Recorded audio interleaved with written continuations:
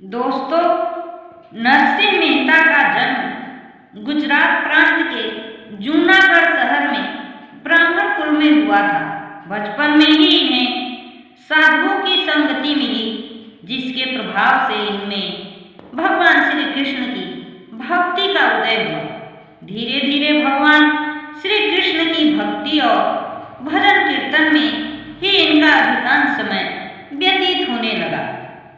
परिवार के लोग इनके रोज रोज के साधु संग और भागवत जन को पसंद नहीं करते थे। उन लोगों ने इनसे घर गृहस्थी के कार्यों में समय देने के लिए कहा, किंतु नरसिंह जी पर उसका कोई प्रभाव नहीं पड़ा। एक दिन इनकी भौजाई ने इन्हें ताना मारते हुए कहा कि ऐसी भक्ति उमड़ी है तो भगवान से मिलकर क्यों नहीं आते। इस ताने ने नरसिंह जी पर जादू का कार्य किया। ये उसी क्षण घर छोड़कर निकल पड़े और जूनागढ़ से कुछ दूर एक पुराने शिव मंदिर में बैठकर भगवान शंकर की उपासना करने लगे। इनकी उपासना से प्रसन्न होकर भगवान शंकर प्रकट हुए और इन्हें गोलोक ले जाकर भगवान श्री कृष्ण की रासलीला का दर्शन कराया।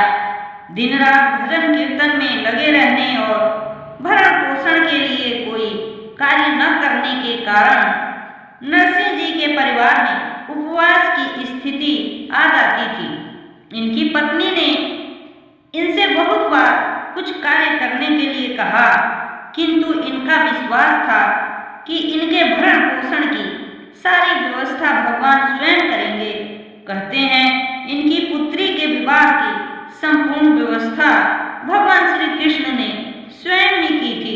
इसी प्रकार इनके पुत्र का विवाह भी भगवत कृपा से ही संपन्न हुआ। एक बार नरसिंह मेहता की जाति के लोगों ने उनसे कहा कि तुम अपने पिता का श्राद्ध करके सबको भोजन कराओ। नरसिंह जी ने भगवान श्री कृष्ण का स्मरण किया और देखते ही देखते सारी व्यवस्था हो गई। श्राद्ध के दिन कुछ घी घट गया और नरसिंह जी बर्तन लेकर बाजार से घी लाने के लिए गए। रास्ते में एक संत मंडली को इन्होंने भगवान नाम का संकीर्तन करते हुए देखा। नरसिंह जी भी उसमें शामिल हो गए।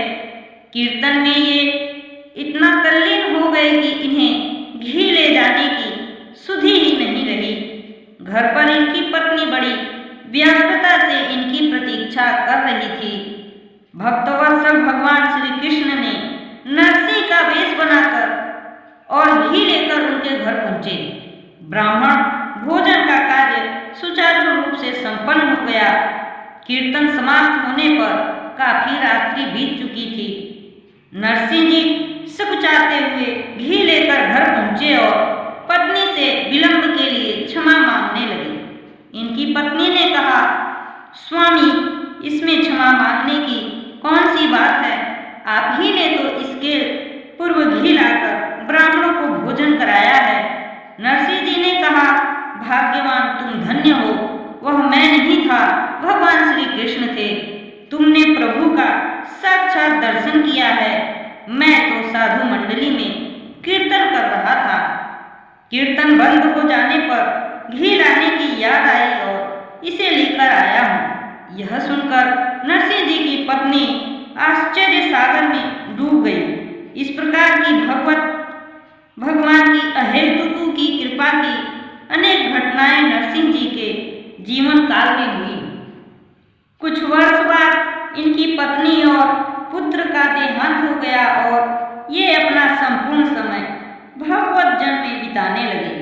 परम भक्त नरसिंह मेहता संसार के असंख्य प्राणियों को भगवत कृपा एवं भगवत भक्ति का कल्याणमय पथ दिखाकर अंत में गोलोकवासी हुए।